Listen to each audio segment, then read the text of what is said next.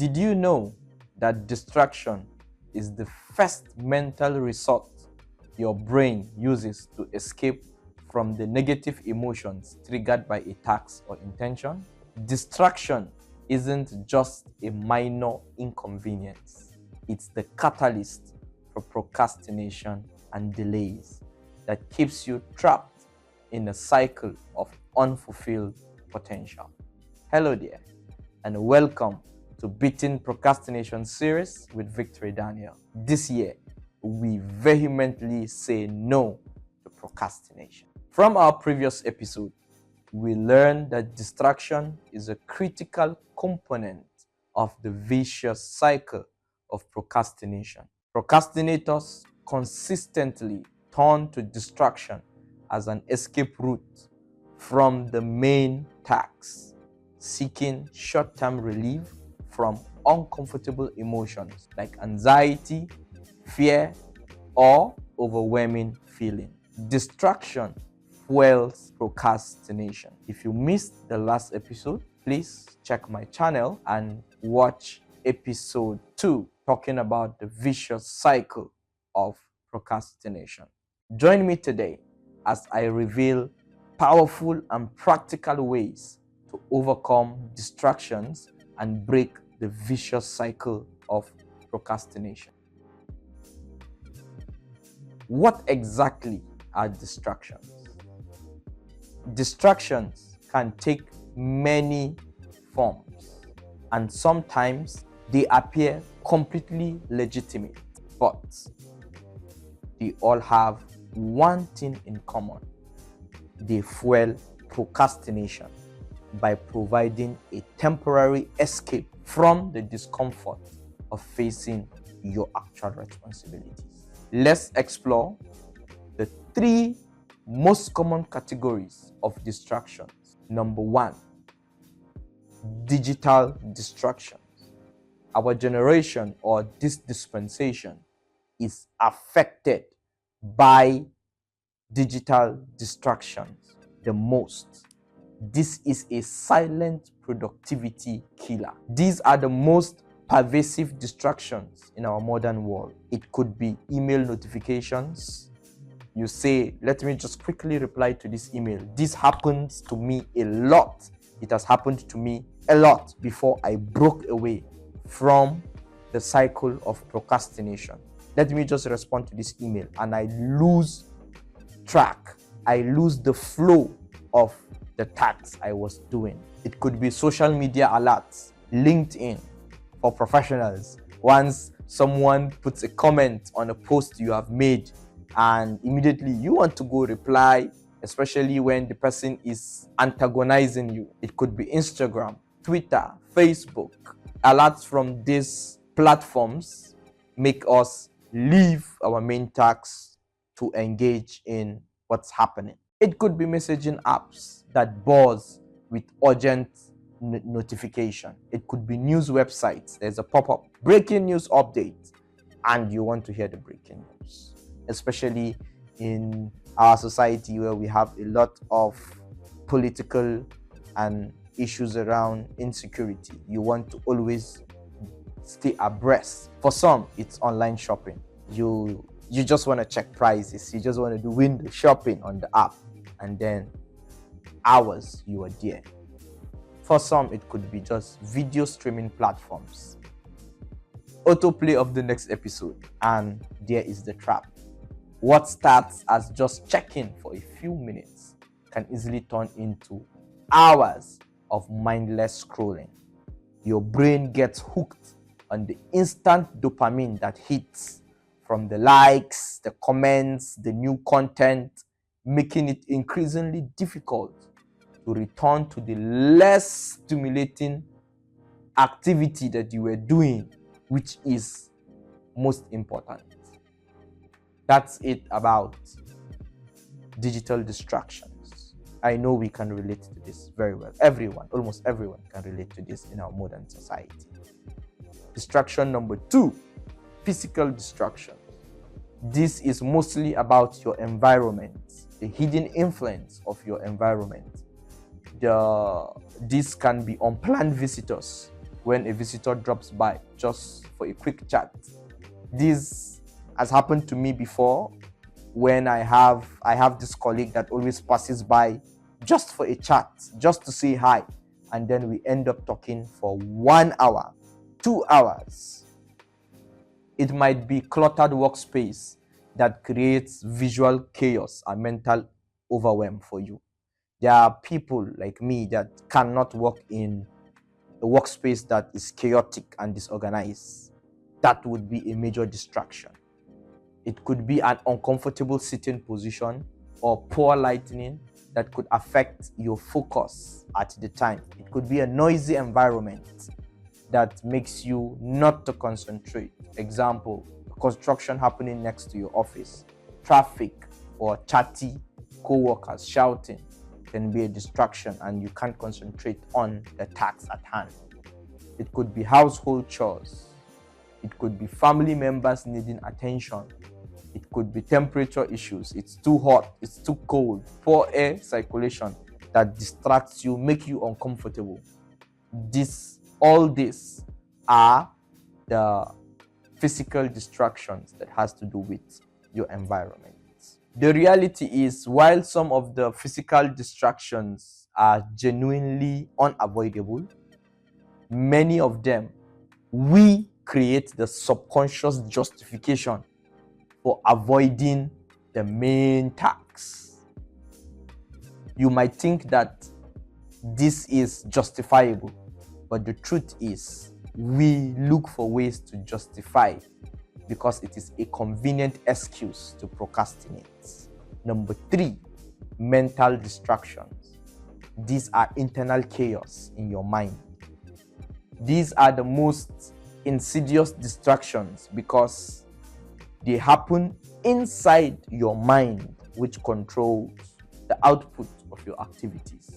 It could be overthinking about past failures or future scenarios. It could be drifting thoughts. You wander into unrelated topics. Have that happened to you before?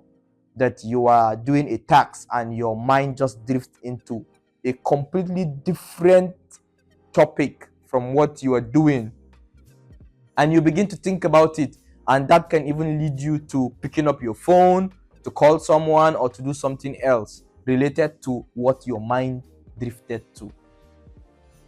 Sometimes it could be perfectionism that makes starting seem impossible. It has to be perfect. I need to have all the gadgets in place. I need to have all the equipment. I need to start perfectly. That becomes the distraction. Sometimes it could be worrying about others, about people's opinion, about potential criticism. So you are distracted because what will my colleagues say? If I do it wrong, what would they say about me? It would impact on my career. It will impact on my appraisal. Sometimes it could be daydreaming about different outcomes of the scenarios. It could be mental arguments with people who aren't even present. You imagine yourself, I've been there before, where you imagine yourself arguing with your boss or arguing with a colleague over the particular task you are doing. You imagine the mental argument. Sometimes it's self-doubt, questioning your abilities. Am I sure I am worthy? Am I sure I can do this? Am I doing the right thing? All these are mental distractions. They are difficult to control because you can't simply turn them off like a notification. But they require active management and specific techniques to redirect your focus. Now, let me teach you a strategic technique that will help you break from whichever distraction, whether it's physical, whether it's mental or digital. This technique can work for any of them. It's a practical and powerful technique. It is called the stop technique. S-T-O-P, stop technique. This method works across all the types of distractions and give you immediate control over your response to them. Step 1, stop. stop what you're doing. The moment you realize you are distracted, stop. It means take a pause from whatever distraction you're falling into. How can you stop? How do you apply it? If you were on Facebook, close the app, drop your phone, step away from your phone. If it's on your computer, step away. If you were in that browser, step away from the browser. Put down whatever you are holding. Is it a book, magazine, phone, whatever it is, put it down. Physically remove yourself from the distracting environment if possible. I have tried this severally and it has worked for me. I stand up and I step away from my computer. I move away from the distraction. Why does this work? It creates a physical boundary between you and the distraction, between you and what is disrupting your tasks. The pattern is it separates you from that behavior.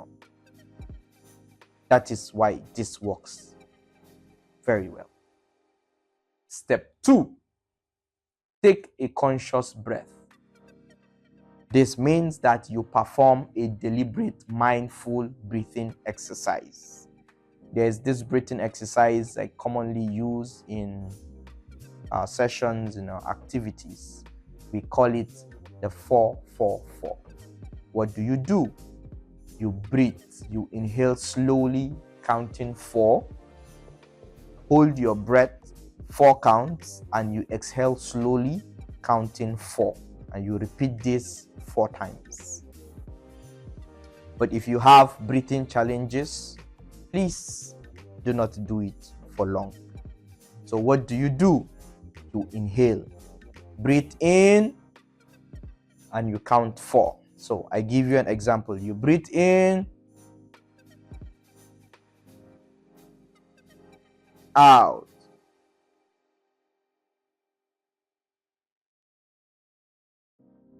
Then you do it again 4 times. Why does this work? Deep breathing activates your parasympathetic nerve system. It reduces the stress hormones and creates mental clarity. Like it brings you back to yourself. It is like an automatic pilot mode that it removes you. It breaks that automatic pilot mode that led to the distraction. It brings you back to yourself. Step 3, observe your thoughts and environments. Be objective and see. Ask yourself, why was I distracted? Observe your environment. What actually distracted me? Observe your thoughts. I am thinking about checking my email. Why? Why did I go into thinking about checking my email while I was on this? Observe your environment. What was it around you that distracted you? Okay, it's the noise by my colleagues that distracted me. Observe. If it's your emotions, observe. Name the feeling that you were experiencing that made you distracted. Acknowledge what you did that distracted you and what you did in the distraction. Don't judge yourself.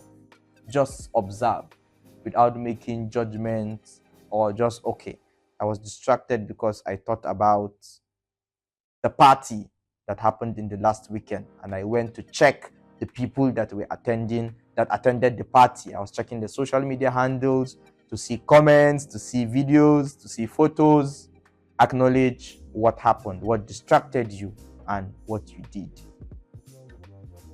When you have done that, you move to stage 4. You eliminate completely and proceed with your intention. This means that you deliberately choose your next course of action based on your goals and your values. Ask yourself, If I do not finish this task today, how will it affect me? When you think about it, my boss is not going to be happy with me. I will miss the deadline. I will not submit my report on time. Then you proceed with your action. I need to concentrate on this report. Choose the specific action you want to take the next. It's your choice. Make a definite choice. Return to your primary task. Move to a better environment if you have to. There are times that I had to change my office. Move to another office where I'll be less distracted. If I'm alone, if I am in an office space where I work alone, I lock the office so I can concentrate. If you need a legitimate break, schedule it intentionally. Walk away, take water, eat your lunch, come back, and go back to your tasks. This works because it transforms you from being a reactive victim of distraction to a proactive decision maker in control of your actions. It ensures that you put your action into control. I will encourage you to practice the stop technique at strategic moments.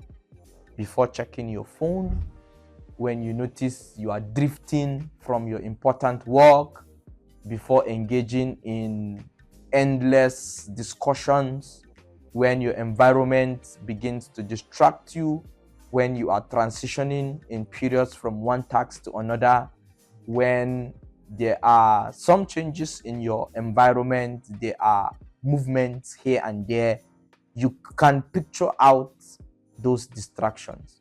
Practice the stop technique, STOP, while in this situation.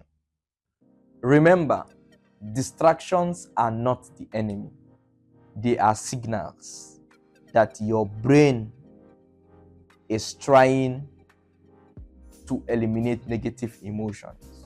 Your brain feels uncomfortable with the challenging and overwhelming tasks. The goal isn't to eliminate all distractions, which is impossible sometimes, but to develop the awareness and skills to choose your response rather than automatically reacting to them. The goal is to be in control and stop the distraction and maintain focus on your primary tasks. My assignment for you today is practice the stop technique. Identify which type of distraction pulls you in most frequently. Practice the stop technique just start by practicing in one of the distractions. Notice how you feel before and after using the technique. Build up your distraction interruption strength gradually, and you will notice that you are now in control. I have tried this. I have helped others do this as well, and we have overcome distractions. We have overcome procrastination daily through this method. Thank you for joining today's discussion. You made it to the end of today's episode. If you have gained fresh insights from our discussion about overcoming distraction, please hit the like button and let me know if this content was valuable to you. Share it with others who need to learn from this discussion. Comment on which type of distraction you struggle with the most. In our next episode, we will be diving deep into building consistency, the key habit that transforms occasional productivity into sustainable success. Thanks for watching, and remember, every time you stop a distraction, you are building the discipline to achieve your dreams and your goals. Bye for now.